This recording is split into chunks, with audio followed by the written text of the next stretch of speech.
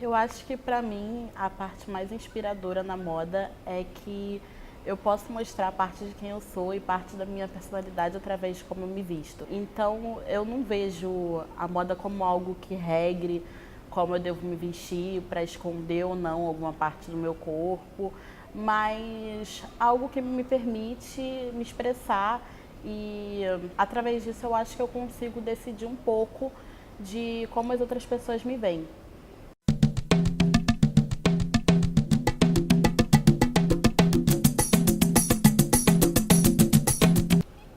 Desde que eu terminei a faculdade no final do ano passado, eu tenho pensado mais em como trazer parte desse conteúdo que eu estudei, que eu aprendi na faculdade para o Instagram. Por enquanto eu tenho mostrado muito mais questão de look do dia, dicas de como fazer alguma coisa, assim, tutoriais, mas eu queria trazer um pouco mais de material técnico, talvez, até porque a faculdade de moda não é algo acessível ainda. No Rio, pelo menos com relação a bacharelado, ainda não existem opções de faculdades públicas que ofereçam bacharelado em design, e são poucas federais no Brasil, tudo que tem mais, a maior parte ainda oferece só formação a nível técnico. Então eu queria trazer um pouco mais de informações técnicas de uma forma que fosse um pouco mais acessível para o público entender, mas ainda é uma questão que eu estou trabalhando um pouco mais, talvez trazer mais vídeos para o YouTube, falando mais de questões históricas, ou mesmo questões mais técnicas de modelagem, de costura, e enfim, tornar mais acessível para o público parte das coisas que eu aprendi.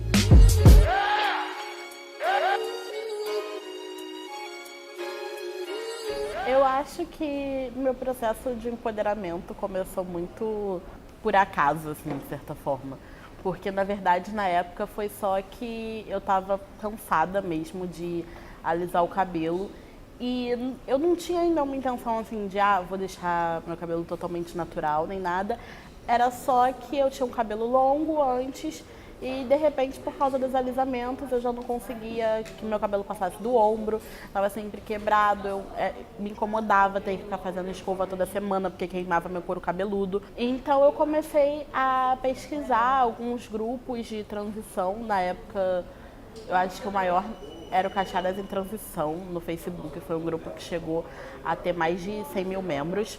Eu acho assim, eu comecei a deixar o meu cabelo crescer para eu ver como era, sendo que a minha intenção inicial era continuar no relaxamento e deixar só aquele cabelo cacheadinho, assim, baixinho, de repente colocar mega hair depois. Eu cortei o cabelo com, acho que 4 ou 5 meses de transição e eu comecei a chorar quando eu cortei. E não foi de alegria ou de alívio, foi porque eu tava me achando horrível, com, sei lá, tinha 3 dedos de cabelo na época. Então, assim, foi um drama para sair de casa da primeira vez. Mas nisso eu comecei a tentar arranjar algumas formas que eu me sentisse melhor. Foi a época que eu comecei a usar acessório no cabelo para tentar disfarçar que estava curtinho.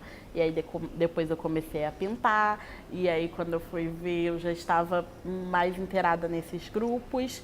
E a partir disso eu comecei a ter contato com o feminismo também na época. Foi um processo muito natural, porque foi uma coisa puxando a outra. Embora tenha começado com o cabelo, depois eu acabei entrando também na questão de aceitação corporal, procurando outras referências de blogueiras plus size e de blogueiras gordas que eu pudesse acompanhar, porque foi depois que eu entrei na faculdade também que eu comecei a ter outras referências de moda. Eu acho que parte assim da facilidade, talvez, de quem entra nesse processo hoje em dia seja justamente ter mais referências. Quando você tem que procurar, às vezes, referências de fora ou outras coisas assim, é um pouco mais difícil. E hoje em dia a gente está com um movimento mais legal, eu acho que assim, a internet trouxe muito isso, de cada pessoa poder mostrar mais de si e outras pessoas poderem acompanhar, e a gente não precisa necessariamente que algum espaço, tipo televisão, cinema, alguma coisa assim, dê voz a essas pessoas.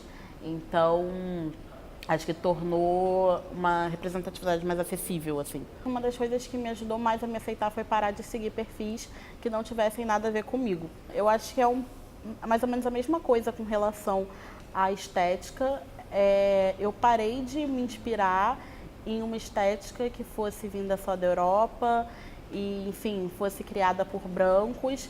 E eu comecei a pesquisar uma estética afrofuturista, principalmente a estética do hip hop, que foi criada em comunidades jamaicanas em Nova York.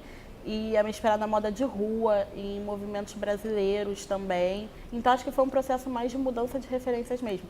Consequentemente, eu me inspiro em pessoas negras nesse meio, porque exatamente por causa da mudança, a maior parte das coisas que me inspiram foram criadas e são criadas por negros.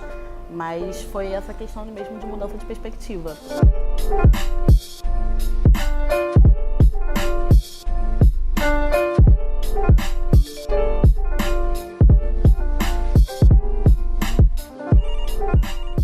Durante a faculdade eu participei do Senai Brasil Fashion e nele eu e a minha dupla, Juliana, nós criamos uma mini coleção de 3 looks com parte de cartela de cores, de cartela de materiais e tudo mais que envolve a criação de uma coleção.